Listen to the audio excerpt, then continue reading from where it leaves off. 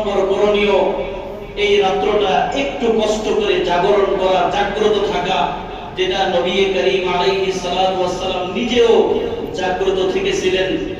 কারণ নবী সাল্লাল্লাহু আলাইহি ওয়াসাল্লাম ইদা কানা আল-আশরুল আওয়াখির মিন রমাদান আহইয়া লাইলাহু, যখন শেষ দশক আসতো রাসূল জাগ্রত থাকতেন। কাজেই আজকে এবং আগামী যে রাত্রটা আছে আমরা কি নিয়ত করতে পারি ইনশাআল্লাহ যে এই দুই রাত্র অন্তত তেমন ঘুমাবো না, দরকার হলে আগামীকাল দিনে ঘুমাবো, আজকের রাতটা রাসূলের আমলের সাথে মিলিয়ে আমরা একটু জাগ্রত থাকবো, নিয়ত করতে পারি তো ইনশাআল্লাহ। 2 নম্বর ইতিকাফের নিয়ত করা। যারা আলহামদুলিল্লাহ 10 দিনের জন্য বসে গেছে তারা তো অনেক সৌভাগ্যবান, আর যারা 10 দিনের জন্য বসতে পারেন নাই তারা অন্তত মসজিদে যারা ঢুকে গেছেন বাকি সময়টাতে ইতিকাফের নিয়ত করেন, রাসূলের আমলের সাথে একটা আমল মিলিয়ে দেন। আর 3 নম্বর আমলটা হলো বেশি বেশি কোরআন পাঠ করা।